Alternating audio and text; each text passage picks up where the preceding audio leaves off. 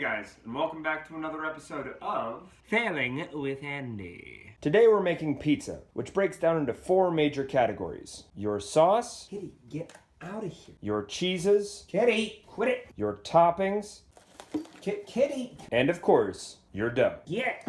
Now, when making your own pizza dough from scratch, it's really important to decide what flour you want to use. I like to use all-purpose white flour. I'm just kidding. Buy it from a pizzeria, dum-dum.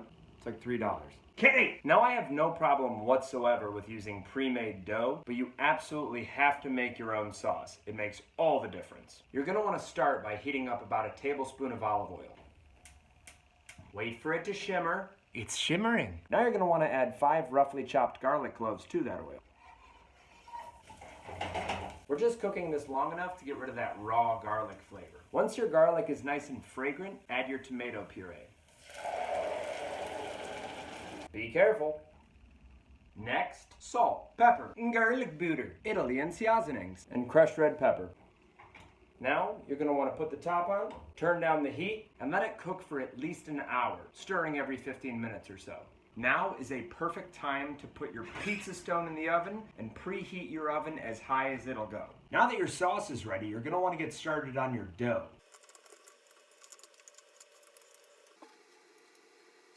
I'm looking for a medium-sized thin crust pizza, so I don't need that much dough. I personally like to add a little bit of oil so that I can really spread out the dough. But if you want to use flour or cornmeal, Make your own YouTube channel. whatever your method is, you want to spread the dough out into a circular pizza shape. Who'da thunk it?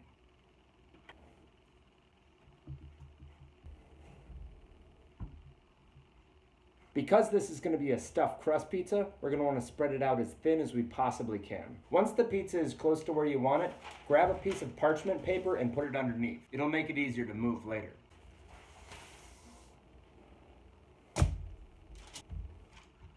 Now, I've tried this several different ways, but with stuffed crust pizza, there's no better option than string cheese.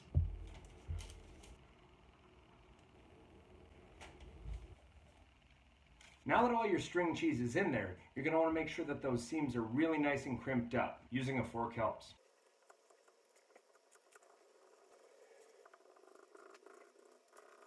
Now that your crust is all nice and cinched up, it's time to assemble.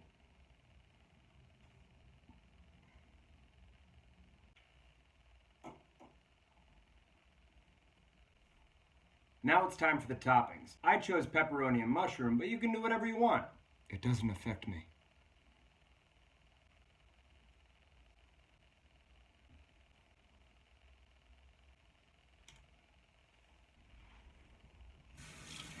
Now I like to top this with shaved Parmesan and all the seasonings I used in the sauce. I also like to use sesame seeds on the crust. Trust me.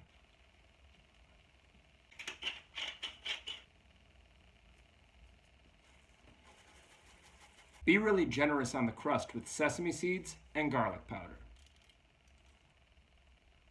Turn down your oven to 450 and in she goes. Now, when you're transferring your pizza, ideally you want to use one of these. Now, if you don't have one of these, I used to use a cardboard box and it worked really well. All you got to do is slide your pizza onto the pizza stone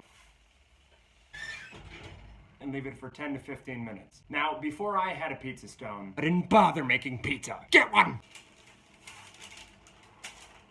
10 to 15 minutes. now as hard as it may be, let your pizza sit for about 5 minutes before cutting into it.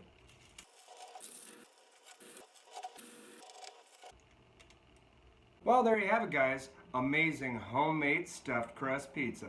This pizza goes perfectly with those amazing chicken wings I made a couple weeks ago. Click the link right here. I don't know how to do that link box thing on YouTube. Thanks so much for watching, guys. See you next week. Kitty, come on, quit it. Yeah.